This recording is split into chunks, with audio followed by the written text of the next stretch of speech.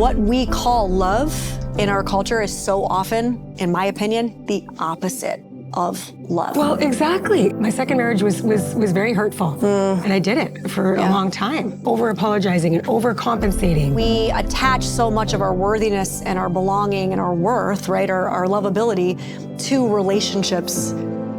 I don't know, staying, lasting. Yes, it's still really strong in our culture. Well, and how we're raised. Like I think about my mom. Like my dad was cheating on her for years of their marriage. And, you know, it wasn't that she was keeping quiet about it. Like she was angry. This is what I say oftentimes to parents who are in this like, oh, but I want to stay for the children. The kind of burden that you are giving and putting on your child by giving them that messaging, because what happens if I'm a child and I'm watching my mother unhappy, miserable, angry, and then she's turning around and being like, I'm staying for you.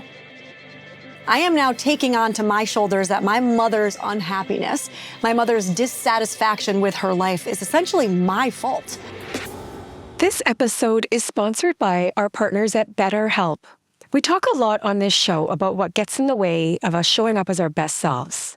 A lot of it comes down to us needing to do the inner work.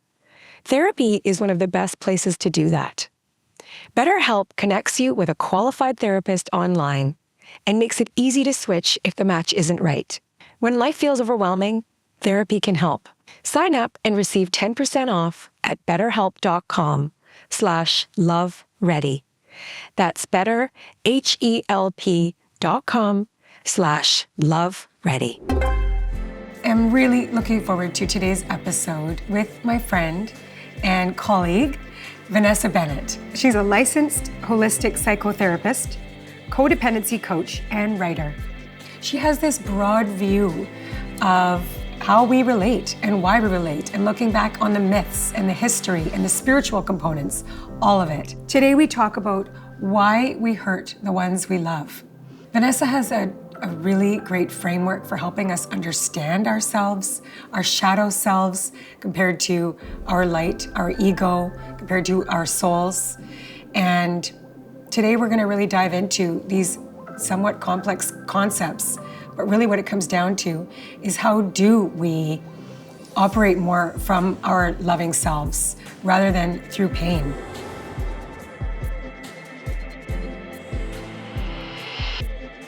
Vanessa Bennett, thank you so much for coming today to be with me to talk about love. To talk about love. I'm so happy to be here.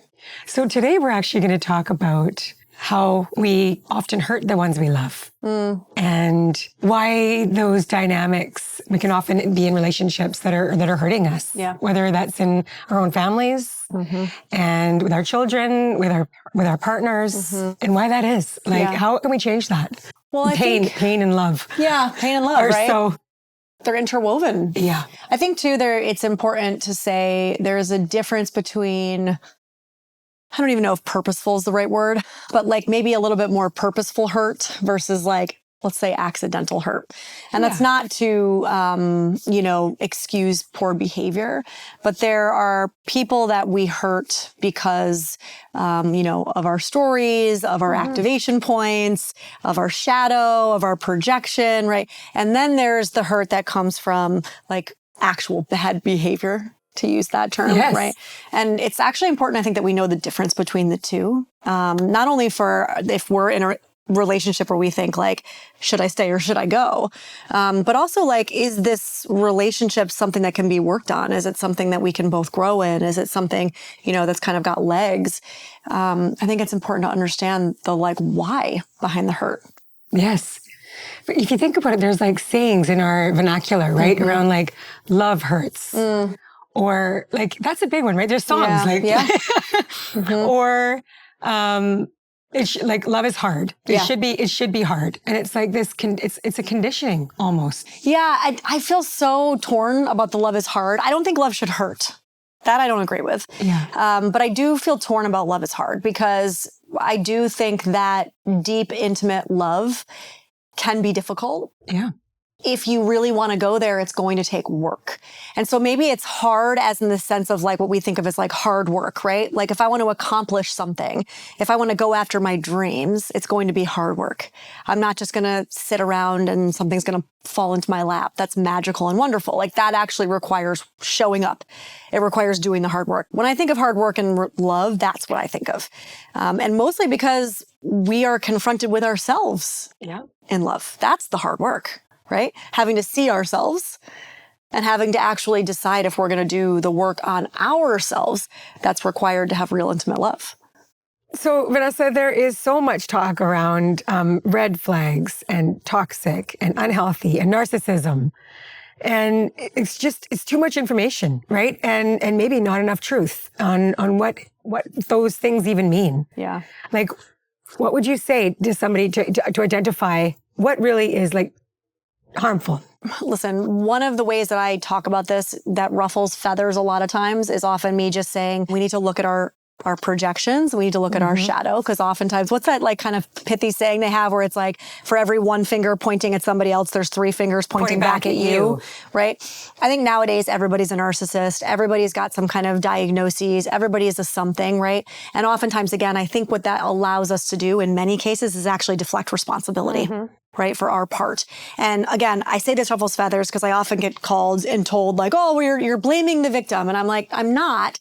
But what I'm actually saying is, why don't we take back our power and say, what is my part in this, right? Because in every dynamic, there's something you can own. Every dynamic. I'm not saying you own more than's yours. That's your part, right? And I'm not saying that it excuses bad behavior, but the power that you get by saying, you know what my part in this was? I so desperately wanted to be loved, which by the way, no shame in that. I so desperately wanted to be loved that I went against my intuition and I believed what this person was saying, even though everything in me knew that it was bullshit. Pointing the opposite. Yep. Now, what does that do when I acknowledge that? I'm not saying that that person wasn't also harmful. I'm not saying that maybe they weren't acting in narcissistic ways, which by the way, every human being has narcissistic tendencies. But what I am saying is, where am I in this? Because if I walk around and constantly say, well, this person's a narcissist and that person was a narcissist and this was toxic, then, okay, how is that serving you? Because guess what? Everywhere you go, there you are, right? You're going to continue to show up and entertain these toxic relationships. So until we really say, okay, great, they acted in narcissistic ways. How did I act in narcissistic ways? They were toxic because of this. How was I toxic, right? That I find as a therapist, those are the conversations that actually start to turn the needle in behavior change. Right? Or turn the dial rather in behavior change. It's not the me sitting and just saying, yes, you're right. It sounded like he was very toxic or they were very toxic. That has never actually, I find, helped somebody say the next relationship isn't going to also be toxic. Do you know what I'm saying? Right. Yeah. You're starting your new course. Tell us about that. And like what are people challenged with when it comes to the relationships they're in? Yeah. I mean, so the people who come to my academy are doing so because they want to understand how to hold space potentially for other people. So they could be already therapists or potentially coaches, but also I always say space holders we're kind of all space holders. Like if you're a mother, you're a space holder. If you're a partner, you're a space holder, right? So I think there's constantly opportunities for us to say, how do I hold space for somebody else? But part of that work, and this is what I learned in my training in depth, is seeing myself. Right? So I think that a lot of the programs now that teach us to be space holders don't focus enough on you owning your own stuff and learning about your own stuff and how much that impacts the way you then are able to show up for somebody else. And so that's really a lot of what we focus on in the academy. And so like, what do I mean by that when we're talking about love, right? It's like, have you done your own shadow work? Are you in relationship with your own shadow? And it's a continual relationship. It's an evolving relationship, just like anything else. But that's a big question. Can you show up and be a space holder or be in an air quote healthy relationship if you're not actively engaging with your own shadow? And so that might be something that's a whole course that we work on, is shadow work, right? Or projections, or understanding the difference between like ego work and soul work. And how do those two blend, right? Understanding that, like Jung would say, that the entire reason why we have relationships, the entire purpose of relationships is for us to grow. It's to see ourselves. So how do I teach somebody the things to look for, or like how to know, oh, that's a trigger point, or that's a projection, or that's, that's my shadow. So that's kind of the stuff that we help people understand about relationships and themselves in the academy. So this idea that hurt people. Yes. Is it our shadow? Are we just not aware? Please explain to me what our shadow is. So hurt people. I totally agree with that sentiment. Listen, people who are also healing still hurt people, right? We all do.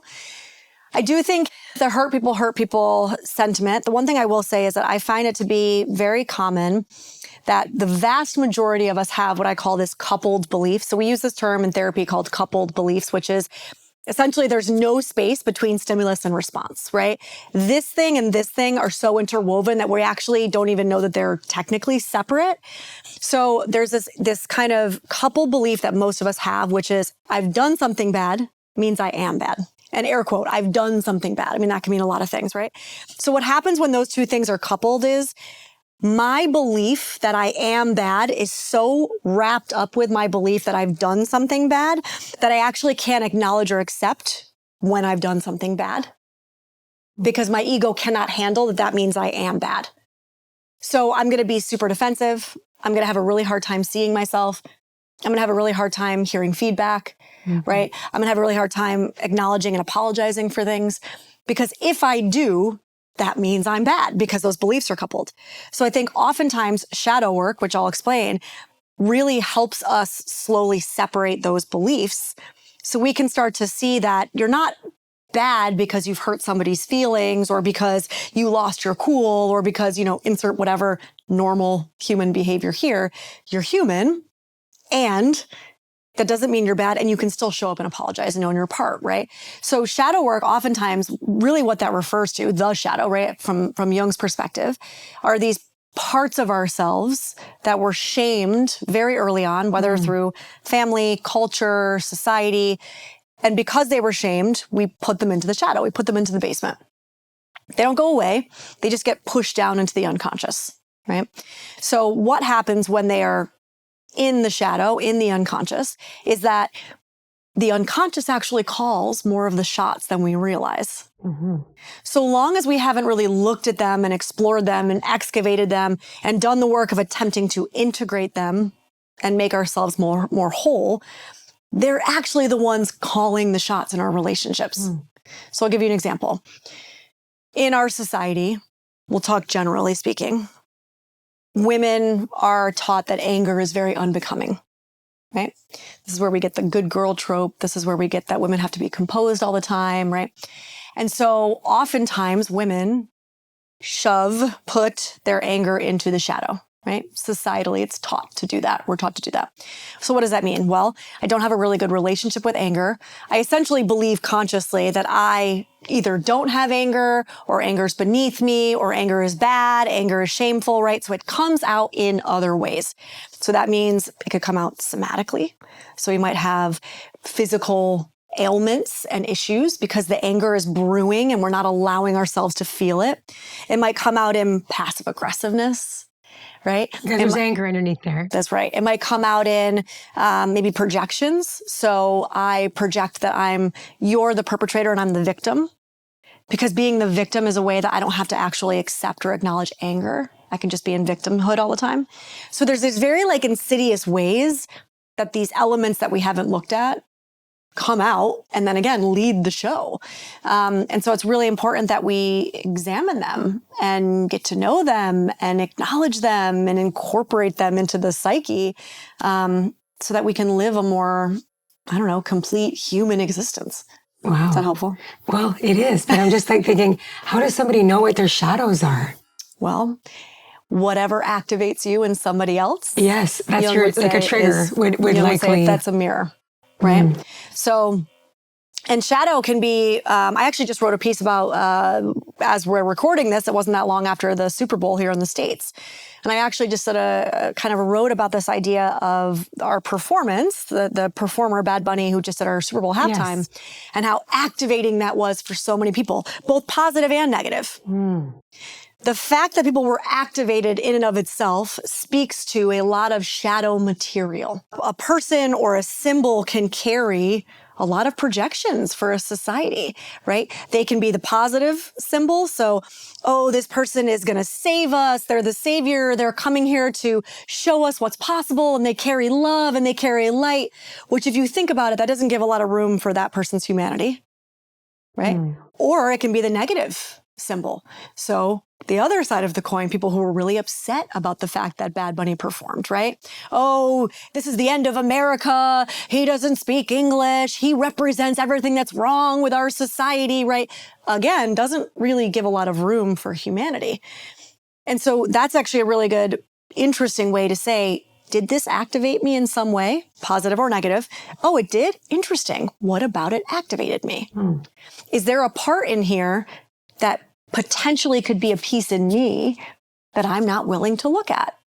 And so activation is a really good entryway, I find, to doing shadow work, any activation. So in my book, I wrote a chapter called What Love Is Not. That's a good name. Because I went through, my second marriage was very hurtful. And there was codependency patterns there, which I would love to talk to you about. And, what I realized is like what I thought was love was not, it wasn't until I had a therapist like Dr. Real that actually helped me see, we had three therapists before that. Yeah. Trying to work through that. And I think maybe that was my shadow, right? Or whatever that was. I'm trying to fix something that over and over again is showing me this is not fixable. I think about my little self, my inner child, right? And it's like this little girl that just wants to be loved. And whatever my part is, I'm sorry. Let's, it's almost like over apologizing and overcompensating and doing all the things in the face of pain. And I think that this is a human thing, this behavior. And I did it for a long time. I think a lot of times, especially talking about culturally, societally, right, we are taught, not just women, but both men and women are really taught that, if we're not partnered, we're less than. And so most of us are taught from a very early age that we need to perform for our love, right? We have to perform for our lovability and our belonging and our worthiness. And that if I can just make this work, it means something about me as a person. Right. And so we do these things, like you're saying, we overcompensate, we overexplain, we tap dance, we do a lot more than our 50% in a relationship because we are not willing to acknowledge what this potentially means about me if I just let it go. Right. I think that what I'm seeing, I'm hoping what you're speaking to is a shift away from this because many of us are doing this work that we're talking about, right? I think there is a shift. The shadow work and the projection work and doing this work around this inner child where you start to go, wait, is this all on me to make this work? And if it doesn't work, does that actually mean something about me as a person, right? And once you start to unravel those and you go, no, actually it doesn't, you start to be able to let things go, for example, right? And it doesn't have to have such a hold over you. But I do think that we attach so much of our worthiness and our belonging and our worth, right? Our lovability to relationships. I don't know, staying, lasting. Yes, it's still really strong in our culture. It is. Well, and how we're raised. Like I think about my mom. Like my dad was cheating on her for years of their marriage. And, it wasn't that she was keeping quiet about it. Like she was angry and so hurt, right? My dad would move out and then sometimes it was a month later, he'd move back in. Okay, good for another year, but not good because like she's angry and upset and resentful and he's pretty good because he's back in, we're good. Yep, totally. But she's just so full of anger, right? And then, so she's demonstrating to us, like, you stay. Like, for the life or, it's not for us, like, but it is for us. Like, she's saying it's for us. Well, then what does that do to you as the child, right? Like, what is the messaging? This is what I say oftentimes to parents who are in this, like, oh, but I want to stay for the children. I will often say, the kind of burden that you are giving and putting on your child by giving them that messaging, because what happens if I am a child and I'm watching my mother unhappy, miserable, angry, and then she's turning around and being like, I'm staying for you. I am now taking onto my shoulders that my mother's unhappiness, my mother's dissatisfaction with her life is essentially my fault. Because this is what children do. We're born very egocentric beings. I mean, humans in general are very egocentric, but especially when they're kids. And so we naturally make everything about us anyway. But especially in these kind of situations, it becomes my fault that my mother led an unhappy life, right? And so this idea of doing it for the kids, I really try to help parents or couples when I'm working with couples separate this out, right? Because really the best thing we can do for our children is show them what it looks like to have a wildly fulfilling life that's filled with love and passion and joy and taking risks and going after what you want in life, not something to be gotten through, right? Because then that's what you're teaching them life and love looks like. Right. And also, I want to say too, I'll say I feel bad, but we do have to acknowledge like women, at least in the States, right? I mean, I don't know how different it is in Canada. Women couldn't even have their own bank account until 1979. Yeah. So I have a lot of compassion for women of your my mom wasn't age. working, and my dad was it's a scenario that so many people find themselves in. That's right. Right? It's That's like it's all the factors. It was a relationship of a lot of pain that we were shown. Well, and I think that a lot of times we get into these relationships, and I would like to believe most of them don't start that way, but to kind of circle back to what we started talking about, but this love is pain or love is hard, right?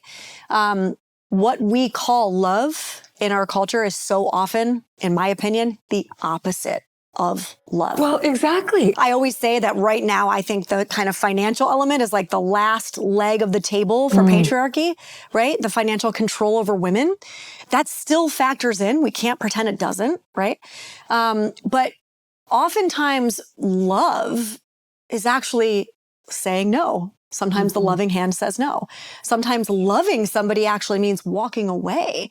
Sometimes loving somebody means I am not my best version of myself when I'm in partnership with you. Yes. Right?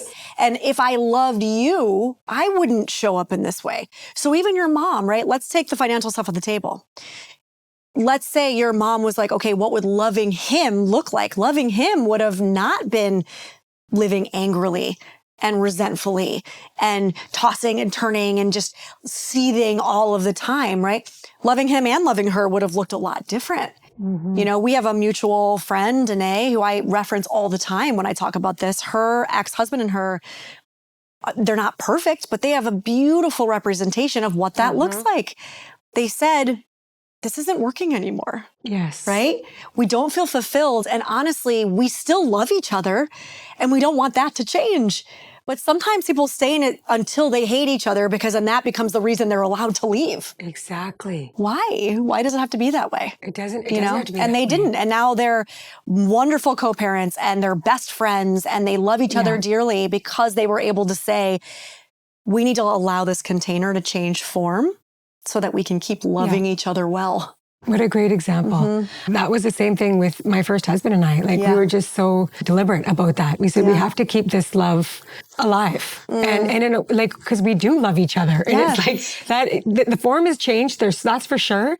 But I love him very deeply. And I want that for our children. I want to be able to continue respecting you and loving you. We're raising and two cherishing daughters you. together. That's right. And it's like, you think about our families, it's like my family is still his family. Are we not talking about love here, people? Part of our family. Yeah. Right? John and I actually were having a conversation not that long ago where, you know, I've told people before, I never wanted children my whole life. I was very adamant that I didn't want kids. And I remember when I was with John for about 5 months, my mom met him and I remember her saying something along the lines of like, oh, are you changing your mind or something like that? And I was like, no, I'm not. I'm still definitely don't want children. And I said, but here's the thing I know about John, even 5 months into knowing him. And I still know this. I know it in my bones. John is the kind, my husband, for those who don't know, John is the kind of man where I know that his relationship with his child has nothing to do with his relationship with me. Meaning, we could be in a horrible place and it wouldn't impact the way that he shows up and loves her. I also know that we will always love each other. I know that we will always be family, right? I knew that about him then, and I still know that about him now. I don't have a fear that our love can't change and grow and evolve and shift, and that somehow that's going to impact our ability to be exactly what you're talking about with your first husband. I know that about him. What a beautiful thing to know going into a relationship. I feel like I can actually love him better knowing that. That to me, when you say that, Vanessa, it just feels like freedom. Yeah, it does. Right? It does. That's a good way to put it. And that, when I think about love, that's what love is. Yeah. Like, there's freedom there. There's freedom. Wow. Yeah. And so how did you just know that from like some soul connection? I mean, you'd only known him 5 months and you're actually saying all this. Yeah. Like, wow. I don't know. There was something about him. And I mean, obviously we've been together 8 years now, so I'd like to believe it's still true, but there's something about him that I just kind of knew that he was self-reflective and owned his part and was really committed to seeing himself and, evolving and of course not perfect, right? None of us are, but there was a level of commitment, I think, to that, that I had not experienced prior. Yeah. And hadn't really ever met in a man up to that point, if I'm being honest. Yes. That, you know what that makes me really just think about is, I know one of the main reasons, there's so many reasons, but that my second marriage was not going to work is because the man I was with wouldn't look at his shadow. He wouldn't look at, the mirror was not facing this way. It was at me. These are all the things that I need to fix, right? So the accountability piece and not being able to look within, how important that is so that, I mean, we are human. We're going to hurt each other. And it's, we could say, I didn't intend to. Well, intent, when you hurt, is really, I mean, it does matter, but it's more like, how can I fix it? Yeah. Because I may not have intended to, but I did. But I did. Being able to say that, being able to see that, right? The empathy piece and accountability. But don't you think too, so this is going back to what we were talking about earlier, right? Because my ex prior to John was very similar to the way you're describing your, second husband. And I think when I was in that, especially, I did a lot of what you were talking about that you were doing. It was if only I just work a little bit harder, maybe he'll be able to see it. Maybe he'll take responsibility. Maybe he'll, fix himself, change, whatever. If I just love him harder, if I just do more. And I think I hit a point, and I definitely feel this way now, where I have a lot of compassion for the defensiveness and the kind of, maybe self-hatred feels extreme, but I actually would look at it like that in my example anyway, that is required to not be able to take responsibility, right? So if we're talking about that coupled belief I was saying, I've done something bad means I am bad. There's such a deeply coupled belief there that there is just an impossibility for them to ever see their part in something. Because if they do, they have to accept or have to feel that horrible, shameful feeling of, I am bad. I'm a bad person, right? And so we will do all of these things. We will twist ourselves and contort ourselves into knots to not have to see ourselves so that we don't have to sit with the shame that brings up. And I have so much compassion now in hindsight for the shame that I know my ex was steeped in. That was what made him completely incapable of taking responsibility. And at some point, I had to step up and say, with love, I can't keep trying, nor should I keep trying to make you look in the mirror. It's not my job. No. Right? So is that part of codependency? Was that, can you explain what it is in like the, granular, so people can understand, like in behaviors, how codependency shows up? Well, I think everything we've talked about thus far is part of our codependent tendencies, right? So this tap dancing for belonging, this trying to prove my value, this trying to overstep and do somebody else's work for them, this looking at somebody else's, lack of capacity to show up as somehow showing about me, right? Or somehow it means something about me, or I need to fix it. A lot of that is our codependency, right? In relationships. If you're good, I'm good. If you're not good, I'm not good, right? So like my sense of goodness, my sense of worthiness, my sense of being okay is essentially based outside of myself. Because that is based outside of myself, I do a lot of controlling and a lot of trying to manipulate circumstances and people in order to make everything good so that I feel good. Yeah. So instead of focusing on why I don't feel okay and learning the tools to be okay, I focus it out here and I try to do everything out here to make this okay. Yeah. Right? And it becomes a deflection. It becomes a way that we don't look at ourselves to do our own work. This episode is sponsored by our partners at BetterHelp. In the course of my life, I've had a lot of experience with therapy. And in my job, what I do every day is I speak to relationship experts. I read all the books. But it wasn't until I actually started working with a qualified therapist that I trust, somebody that I built a relationship with over time, that this person has been able to help me with a lot of different things in my life. Because of therapy, I've become a better mom, a better partner, a better leader in my company. BetterHelp makes it possible for anyone to access that kind of support. When life feels overwhelming, therapy can help. If you sign up, you'll receive 10% off at betterhelp.com/loveready. That's betterhelp.com/loveready. I keep hearing this conversation around like the switch between patriarchy, to being a matriarchal society. And everybody's like, here's the thing about matriarchy. What we're saying is we're not saying we're swinging it to women above all else. Matriarchy actually centers children. That's the difference. So a patriarchal society says men above women, above children, above animals, above earth, right? Matriarchy actually says children and future, which is also earth, above all else. And so it's a very different way of centering our importance, right? And our respect. And it's also not a way of looking at resources as in there's a finite amount that I have to kind of get in on, right? I would also say that our supremacist values, again, culturally, societally, this is codependency. Essentially what this is this means you belong to me. I am owed this from you because you are mine, right? It's a way that we look at people, whether romantically, whether our children, whether even our families or our friends, that because we're in some kind of intimate relationship, I am owed something from you. And so it determines the way we show up and relate to that person when I have an expectation that you should do this and not do this. So going back to codependency, you have a lot of control over me if I believe that you owe me something. You have to act a certain way in order for me to be okay, right? So somehow there's like this interesting loss of control that's happening in a relationship where we don't look at each other as, well, you keep saying love. I mean, that's not love, right? Love is, I see you for who you are.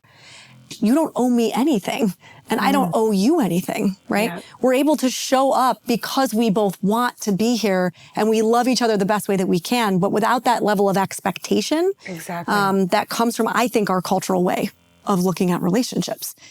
In my book, in the motherhood myth, I talk a lot about it through the lens of motherhood, right? Because I started seeing how patriarchy, again, white supremacy, colonialism, how they impact all the way down to our relationships with our children. I expect you to act this way because you're my kid, right?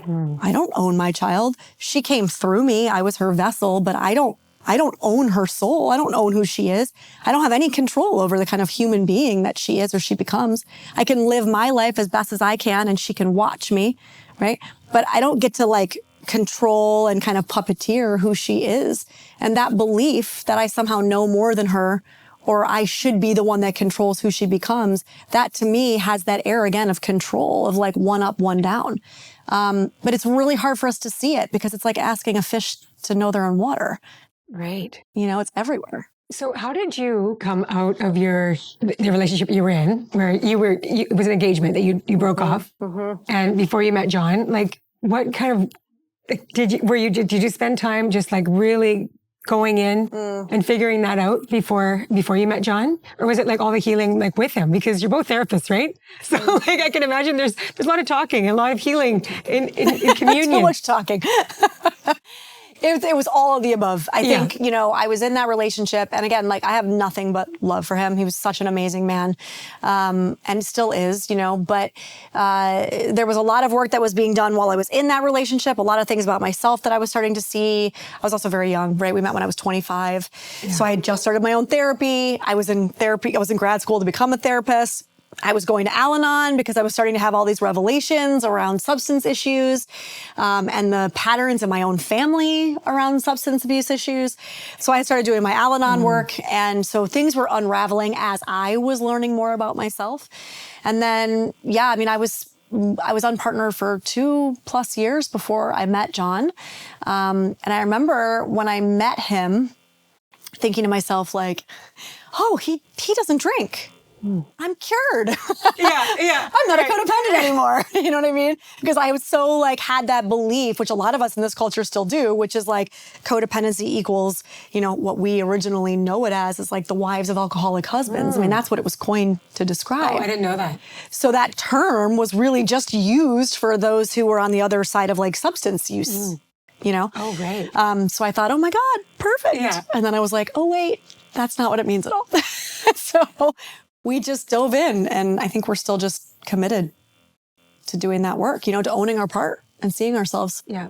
Well, so we've talked about both of us, right? Coming out of these relationships and then finding these new partners, and no one's saying it's easy. We've obviously done a lot of work in these current relationships, but how did you know, right? Like when you finally did make the decision to end it and leave, what was it about, Hector? Like, what was it about this new relationship that you were like, oh, this is something I want to invest in? What felt different? Hector is he's solid, I compare him to he feels like my dad in a way, in the fact that he's just solid in himself. And I mean, that's self-assured. Yeah. It's, I later realized after getting to know him over time and a lot of experience with him that it's integrated. He's done so much. He's done his work and he's still doing it. But it's coming from a different place. It's not coming from there's no neediness in him. I need this from you. He's very clear in his language. When something's not okay, he's got that didn't feel good. That doesn't, he's just so clear, right? Very strong boundaries. And I was like, okay, this man is showing me over, and I keep saying over time because I was very deliberate. I'm like, I'm going to get to know this person. He's a stranger until proven otherwise. First date, second date, third date, we're just getting to know each other. And I kept saying that to myself because I myself, in the past, before Hector, and even when we first met, I was jumping forward into the future. Yeah. And I think we do that. Yeah. I sure did. Planning, okay, maybe this could be, maybe I will get married a third time. Oh my God, can you imagine me thinking that way? I really have. Immediately. Yeah. Really yeah. though. It's future thinking. That might be programming. That's my programming. And so I was I have to slow this down and see, is this man somebody that I can trust? And trust is built over time. He just kept showing me time after time that, through his text messages, through his language, I'm here, I'm solid, I'm not going anywhere, and I'm trustworthy. If I say I'm going to do something, I'm going to do it. Well, and there's safety in that. Oh, right? yeah. And I think that safety is one of those things that we might use that word as it's not let's say not attractive, but maybe there's not fireworks around the idea of safety. But I think safety is it kind of reminds me of what that feedback that I got about myself, where it was I don't know who you are because you wait you're to see. shape-shifting almost. You're shape-shifting. And what I realized is essentially what you're telling me is that I'm not safe. And that was what was so hard to hear because I was like, I'm safe? What are you talking about?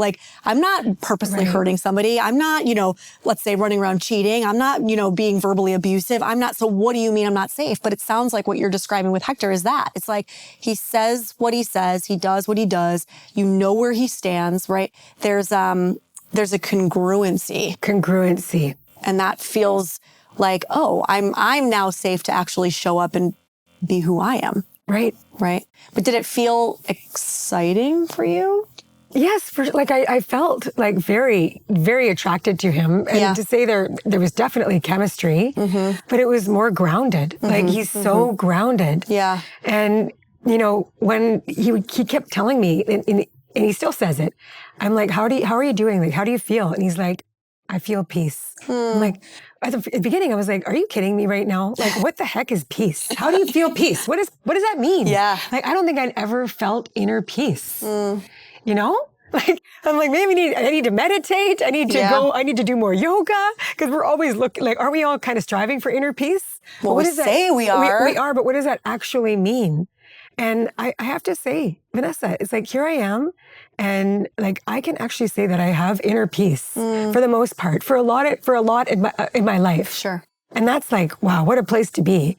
Because I do feel like I'm in integrity and I feel like I'm in incongruence, you know? But don't you think, I mean, that's so often, right? And I'm sure you've heard this, like my clients will come to me and that feeling of peace is what feels boring, right? Because I do think we are essentially socialized to believe that like the fireworks, the chase, the like push-pull, the avoidant, anxious dance. I don't want that. The distancer pursuer, like this is what makes things hot, right? It's what we see in media. It's what our whole culture tells us love is. Like what I realized that I was in my relationship with my ex-husband, it was like, it was so unsafe. Yeah. I didn't trust the man I was laying next to. Yeah. And how terrifying that is. It's absolutely terrifying to go to bed at night and be like, I don't know this person. Like, I can't trust him. He lies. He's deceitful. He's hurtful. He's like all the things that like that is to live in a home where you're not safe with your partner. It's the like, I don't need it. I don't want it. Can I ask you a question? Yeah. And this might, I'm going to see if I can articulate this in a way, but I'm going to poke a little bit. Allow me to poke a little bit. So you lay in bed next to somebody that you say you don't know who they are, right? And they lie and they're deceitful. Do you feel like being in this relationship with Hector now, do you feel like you are able to be more honest? Do you know who you are? Are you honest? Are you showing up and being who you say you are? Yes. Are you, like, does his honesty also allow you more honesty? Definitely. Because I wonder sometimes, you know, when people will say things like, you know, I was in this relationship somebody was just telling me this the other day. I just found out this person, you know, was living a double life and they had a whole other relationship for 5 years and I had no idea. And I find it fascinating when somebody says they don't know. And I'm like, really? Really? There wasn't a single little shred of your intuition that knew that they weren't who they said they were? There wasn't a shred of your intuition. Now, look, for safety reasons, for survival reasons, of course, we dampen it, we turn it off. But I think, again, we let our power go when we say, this person was this, and I was just over here minding my own business and I had no idea. Oh, no, I'm not Do you know what I'm saying? No, you're not saying that, but that's why I'm wondering, like, are you able to be a more congruent person because you're laying next to somebody who's also showing up in that way? Yes, 100%. Yeah, it takes a while, I think, for us to unravel that belief that it has to be in this constant fight or flight state to mean something. Yeah.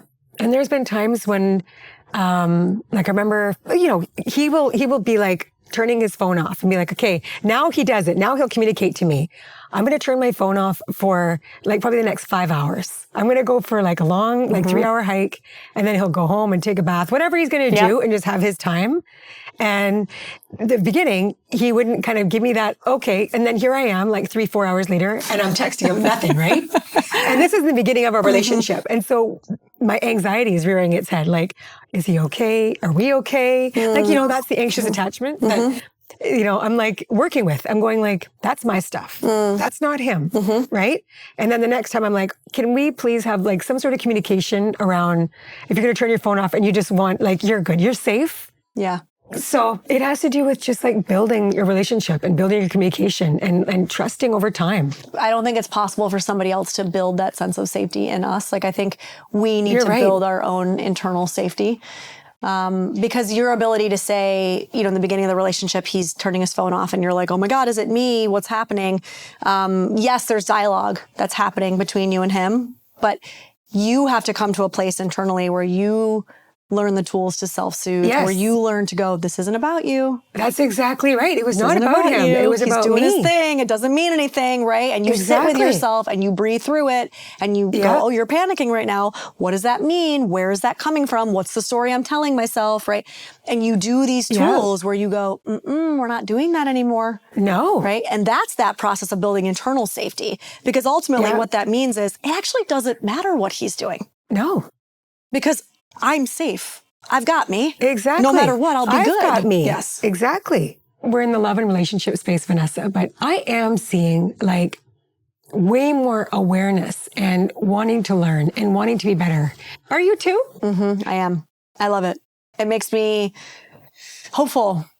it gives me hope that people are starting to take some of the things the stuff that you and I talk about, and just as saying about, looking at yourself, owning your part, the finger pointing, like doing all the internal work. It feels, especially generationally, I don't know if you've noticed that, but it really feels like the younger generations, Gen Z, this language and this way of looking at themselves is like baked in almost. How are you helping people to differentiate between, the challenges that we have in relationships and seeing when it's actually not a healthy relationship? I think the way that I would look at it is, again, do you have two people who are willing to be uncomfortable, willing to see themselves in a light that might not be the best, right? Like uncomfortably so, because I think we have to be able to be uncomfortable in order to really grow and deepen intimacy.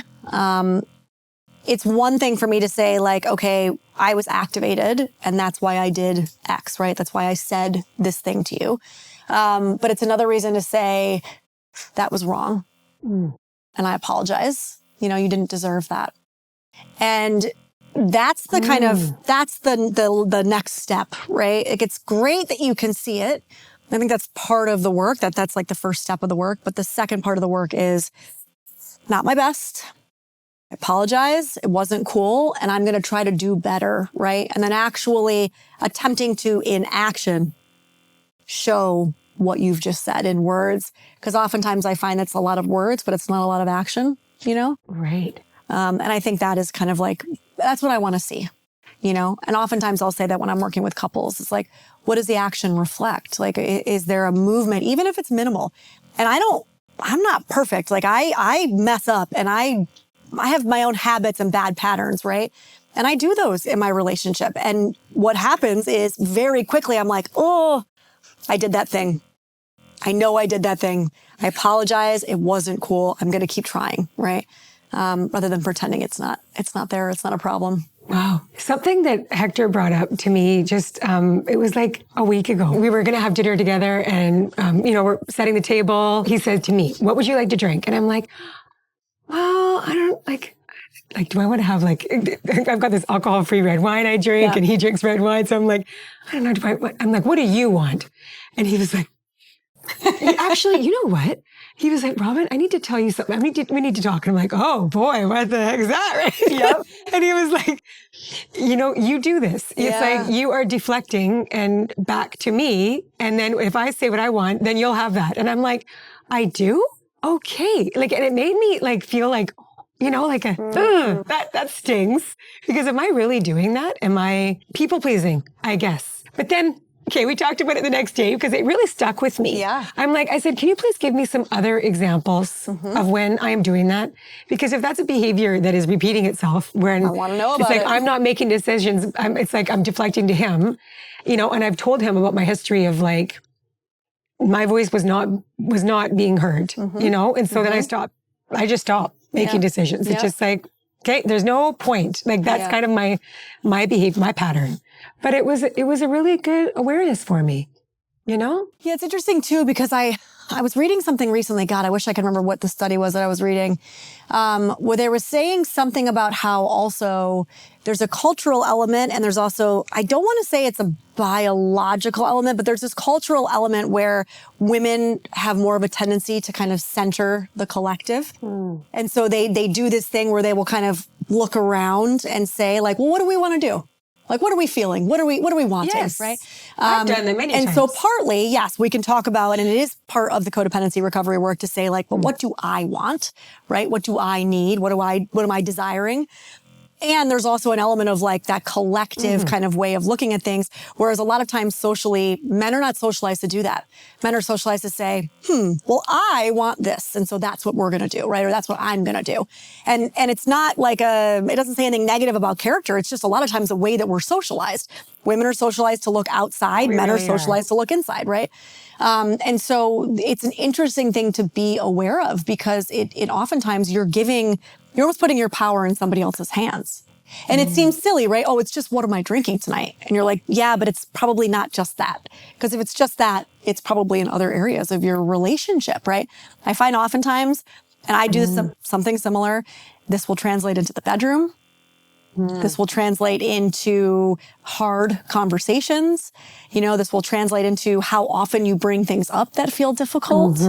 And so being aware of like, what do I want to drink tonight as more of a gateway into these harder things is important. Well, and now that I have that awareness, I'm paying attention because I don't want to be the yes girl. John called that playing chess one time. Playing chess. Which was really hard for me to hear too, actually. And I wrote about this in, I think it was It's Not Me, It's You. I had a close relationship end. And one of the things she commented to me was something about how sometimes it felt, I think she might have even used the word manipulative, which was like, oh, it was such like a in the gut. But this idea of like, she doesn't know how I'm going to act. It's like I'm waiting to see how she's going to act before I show up. And so there's like an uneasiness in that because it's like, are you real? Like, what do you want? Who are you really? And then very soon after her and my relationship ended, John made a comment about it, feeling like I was playing chess, that I was always waiting to see what he was going to do before I responded. And I just, same as you, I remember being like, that is gross. I did not want to hear that about myself, but now I can't not see it. Yeah. But he did say it to you, and then your awareness changed, and then you were okay. Still do it, but much more aware of it. Yeah. Don't do it as much. But there are definitely times where I find myself deflecting, like you were saying, and then I'm like, wait, nope, stop, hold, this is what I want, right? But again, it's not just about what do you want to drink. It translates into all areas of your relationships.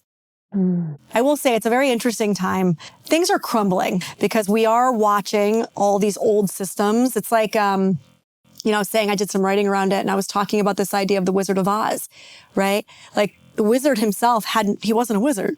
He had no actual power. He was just behind the curtain pulling the levers, right? And it feels a lot like what we're doing right now is we're looking behind the curtain and we're starting to see the people who are pulling the levers, but starting to realize who actually has the power.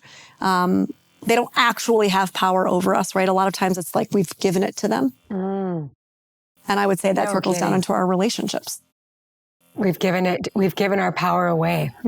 Yeah. Because what? It gives us some kind of false sense of security, false semblance of, well, if there's somebody outside of me who knows better and can call the shots, then that somehow means that I'm safer, or I don't have to take responsibility for maybe my actions or my life because it's somebody else's problem and fault, right? Now, I'm not saying that, again, this isn't to excuse bad behavior, but it's just this very interesting way that we get caught up in this victim perpetrator dance where I think we're finally, whether we're talking women, whether we're talking about, queer folks, whether we're talking about, BIPOC, people are all starting to kind of stand up and be like, wait a second, I'm looking behind the curtain and I'm seeing the levers being pulled and I'm done with it. Yeah. And it's beautiful and terrifying at the same time. Yes, it is. People are standing up and they're like, no more. Yeah. And guess what? The extinction burst theory would say that it's going to get worse before it gets better. Because whenever something, whether you're talking about patriarchy, whether you're talking about, late stage capitalism, whether you're talking about my inability to see myself and take responsibility and apologize, whatever pattern or behavior you're talking about, when it gets pushed against, what happens is the extinction burst theory says that behavior is going to ratchet up in intensity and in frequency. And you have to stay the course because that ratcheting up is a way to squash the kind of going against it, squash the rebellion. But if you stay sturdy and you stay the course, eventually the extinction does happen. But there is this process first, which is it gets bigger and louder in order to try to tamper it down. Wow. Yeah. We do it even in our own psyches. You'll find if there's a pattern, you were just talking about a pattern. You might find, I'll be curious, I want you to text me in a couple of weeks and tell me. I will. You might find all of a sudden you're noticing yourself doing it all the time. And then I'm going to be like, what the heck? And you're like, wait a second, what is happening? We do this thing called the extinction burst even internally. Yeah. The system is like, wait a second, you're telling me to change something. Yeah. It'll start ratcheting up in intensity and you just stay the course. No. We're not doing that anymore. Yeah. We're going to stop, we're going to stand in our power. We're going to say what we want. And you keep showing up in that grounded way. And eventually the behavior will go extinct. It's because we're putting light on the shadow. Oof, that part. Yep. And somehow. Having a flashlight. Yeah, it's going to come up, keep coming up. That's right. So we pull it. So how do we reframe and have a new perspective, retrain ourselves to seek safety in partnership rather than drama and this push-pull and the spark and the fire, which is often associated with Dysfunction. Dysfunction. Totally. I've seen it. Yeah, same. We all have, and I've been part of it. Yeah, same. We all have. Yeah, I think, okay, so this is an interesting conversation because I oftentimes feel a little, I don't know if maybe torn about this. So I think for a lot of us, because again, we equate dysfunction with love, right? A lot of it has to do with our upbringing. It has to do with our stories. We talked a little bit about what you saw growing up, right? We start to think, oh, that's what love looks like. That's what it feels like, right? A lot of times it's the way we were parented ourselves. So like for me, for example, love to me felt like it was very conditional. Right? So I was loved more when I was doing better, when I was acting good, when I was acting mature, when I was performing, when I was getting good grades, right? So for me, love is a lot about performance, and it's very conditional. So what happens is we take that, obviously, and we bring it into our adult lives and our adult relationships. Some of it, I think, is about retraining ourselves to sit with, why does this feel boring, right? Like asking the questions, what about this doesn't feel exciting? What about this doesn't feel, like that spark that I'm so used to? And it's reflection and it's sitting with those questions and really sitting with yourself. I also think there's this idea that I use often, which is just trusting in ourselves a little bit more to know that the soul knows when the soul knows. So what do I mean by that? You have to allow yourself the experience, right? I don't care how many books you've read. We've both written books. Yeah. I don't care how many books you've read. I don't care how many podcasts you've listened to. I don't care how many experts you listen to. Your soul will know and it will integrate the lesson when it is ready to integrate the lesson. So you might need to be in 2 or 3 more dysfunctional relationships before your system actually goes, yeah, you know what? I don't really want to do that anymore. Right? Or you might need to, let's say, power through a relationship for 6 months that is very safe, but truly you actually don't have any chemistry with that person. For you to go, okay, well, I've got that part covered, but actually there really isn't any sexual chemistry, and can that be okay, right? So much of what we're actually doing is we're actually untraining or kind of pulling the thread on what we've been taught is the right, the wrong, the real way to be, and actually going in and saying, what do I feel? Exactly. What do I want? What feels true for me? That's the part that's been trained out for a lot of us, even down to what do you want to drink tonight? That's been trained out. So much of the process, even just relationships and even in safety and all these conversations, is just coming inward and saying, enough. What's going on internally? Right. And sitting with yourself. How am I feeling? That's right. Right. That's right. Wow. So Vanessa, what would you say is a collective myth about love that we need to unlearn right now? I would say, going back to something we've spoken about, that love is connected to ownership in some way. Wow. I think that ownership in any way is connected to the word love or the verb loving. There is no ownership in love. No, there's not. And that was one of my aha moments in our conversation. And I'm sure I've said it or even wrote about it, but I'm just like, how love is freedom, right? It really is. There's so much, what is love for you? Yeah. What would you say is one of your definitions of love? What does love mean to you? Yeah, love to me feels like a mirror, a compassionate mirror, but a mirror nonetheless. And love to me sometimes feels like, this might not be the softest or sexiest word, but love to me a lot of times means accountability.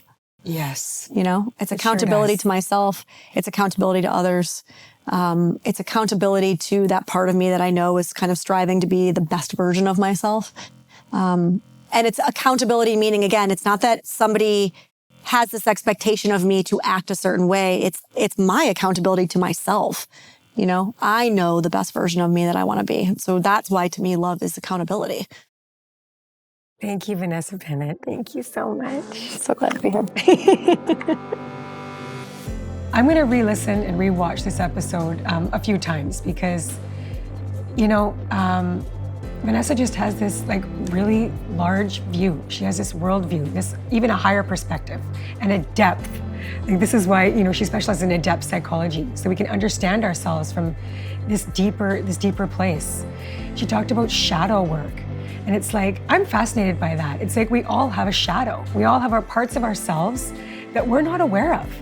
And it's like, I'm excited to actually I know this sounds funny, but it's like, I'm excited to go into my shadow more. And like, where are my shadow parts? I want to know these shadow parts.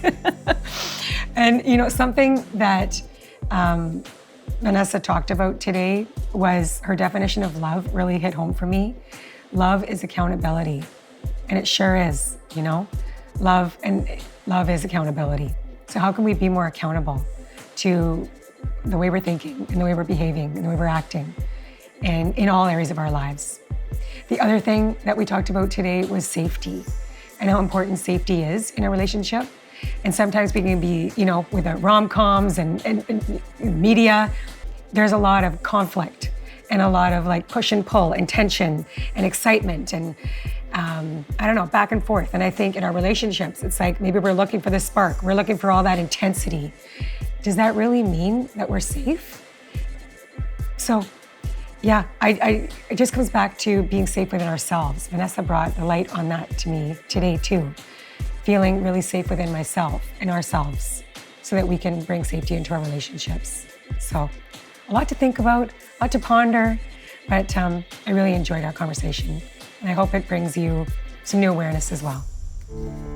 Follow us at Real Love Ready and at Soulprint Media Co. on social media and subscribe wherever you get your podcasts.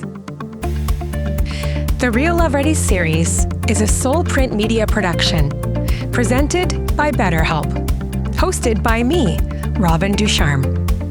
Executive producers are Robin Ducharme, John Kim, Tara Malhotra Feinberg, Hilary Swanson.